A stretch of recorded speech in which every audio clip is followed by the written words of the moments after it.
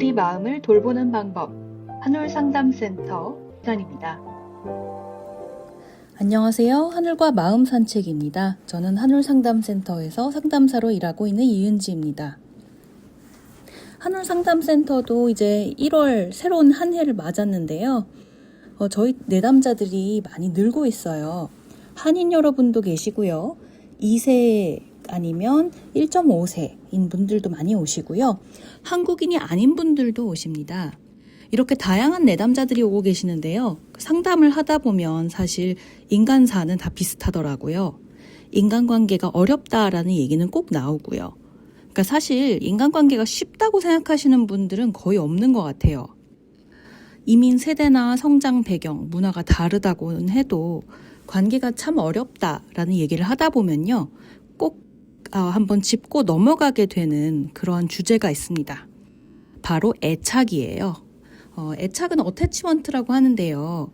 쉽게 말해서 우리가 아기 때 부모님이 어떻게 반응해 주셨는지가 내가 어른이 되고 그리고 중년이 되고 노인이 되어서도 남과의 관계를 맺을 때 영향을 끼친다라는 좀 무시무시한 이야기 같습니다. 그래서 오늘 하늘과 마음 산책에서 할 이야기는 바로 애착에 대한 이야기입니다.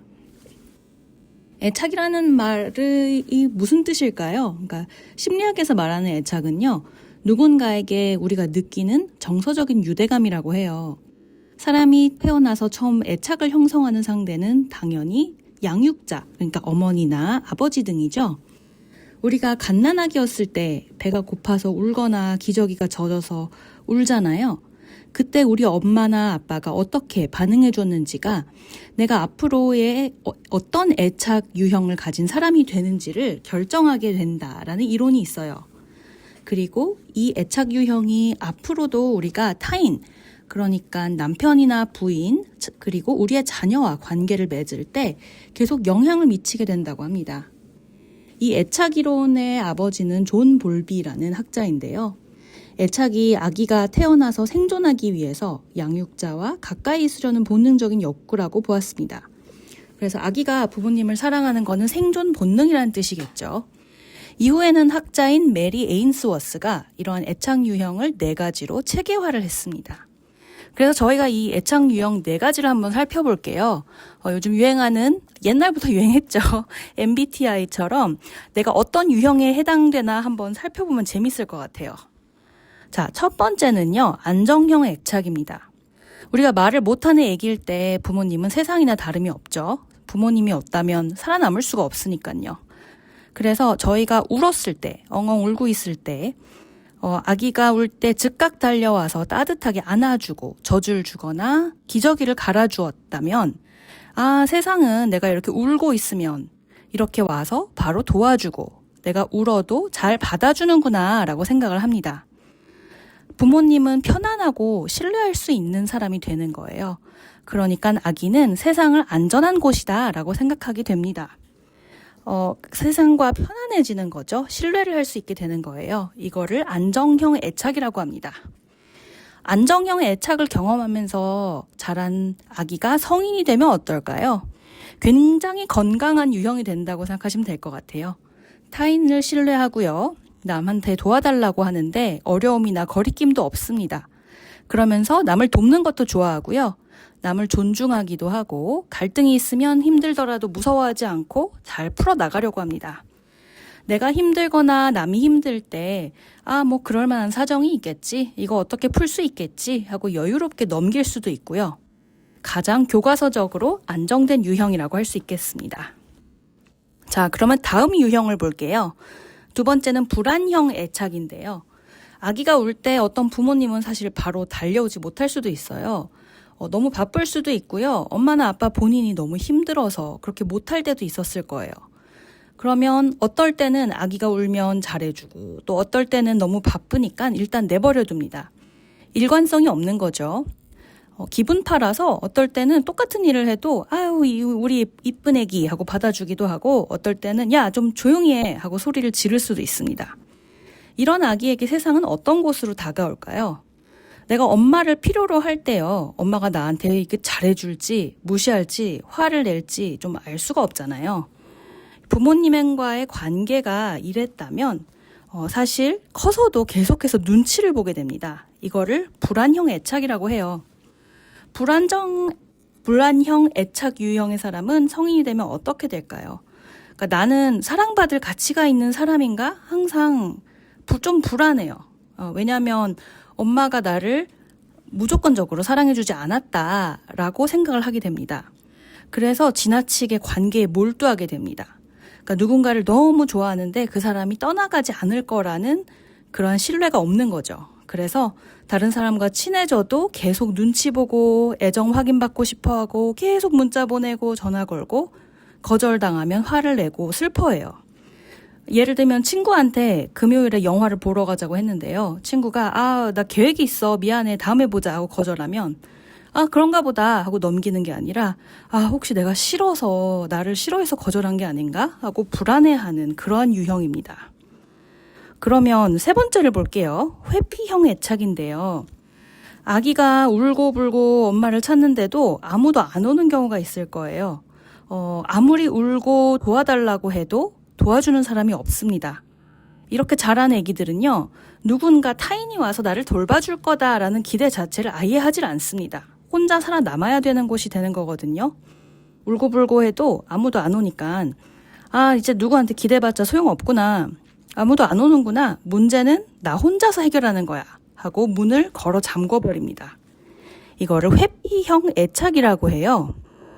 무엇을 회피한다는 뜻인가요? 사실 일종의 관계를 회피한다는 뜻이 되는데요. 이런 분들은 성인이 되면요, 기본적으로 타인을 잘 믿질 않아서 뭐든지 혼자 해결하는 게 편해요. 그래서 다른 사람들이 정서적으로 좀 지지를 요구하면 받아들이질 못하고 불안해하고 당황해하고 아니면 너 왜 이렇게 약하냐 하고 화를 내고 밀치는 스타일이에요. 그래서 연인이 너무 힘들다 꼭 안아줘 이러면 속으로 얘는 뭐가 문제지 하고 생각하는 스타일이거든요. 나에게 감정을 표현하는 사람을 미성숙하거나 약하다라고 생각하고요.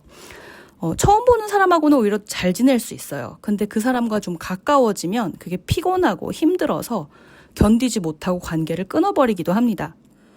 독립적이고 강한 사람으로는 보일 수 있거든요. 그렇지만 관계로 들어가면 사실 공포가 굉장히 많은 사람이죠.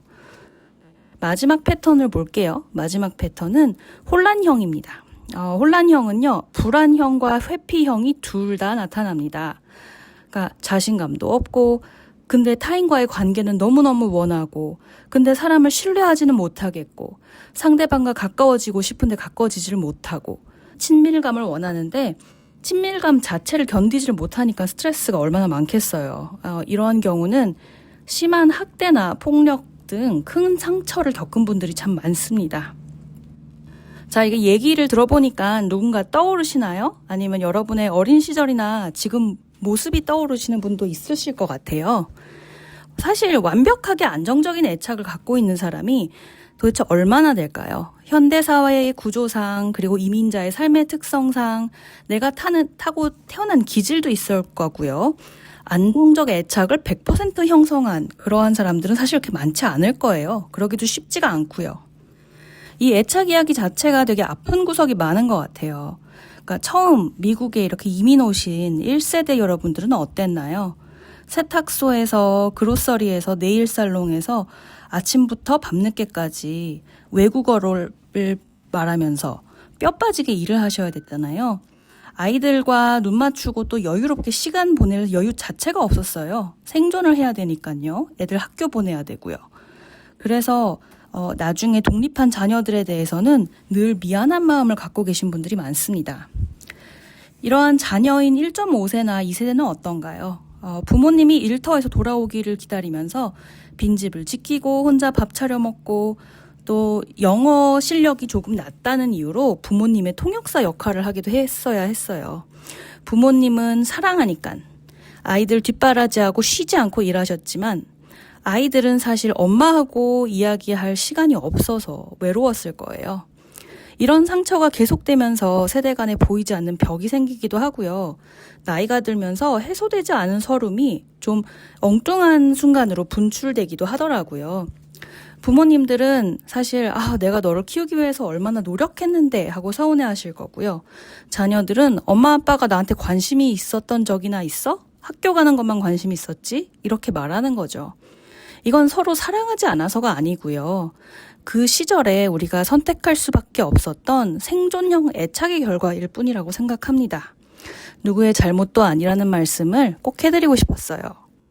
다행인 건요. 이러한 마음의 설계도인 애착 유형이 평생 가는 게 아니라는 거예요. 영구적인 게 아닌 거죠. 성인이 되어서 안정적인 관계를 유지하면서 나아질 수 있다는 이야기인데요. 이 이야기는 다음 회차에서 계속할게요. 자, 오늘도 정말 수고 많으셨고요. 추운 겨울날이지만 포근하고 따뜻한 나날 보내시기를 바랍니다. 한울상담센터에서는 개인, 부부, 가족 상담을 한국어와 영어로 진행하고 있습니다. 버논타운십 정부 지원금을 받아서 프로그램도 운영하고 있고요. 상담 말고도 클럽이나 세미나처럼 마음건강, 심리, 관계에 대해서 상담사들에게 배울 수 있는 재미있는 기회가 많습니다. 언제든지 847-616-2030으로 전화 주시기 바랍니다. 감사합니다. 지금까지 한울상담센터의 이은지 상담사의 하늘과 함께 마음 산책 시간이었습니다. 한울상담센터에서 제공하는 심리상담이나 행사 문의는 847-616-2030으로 해주시기 바랍니다.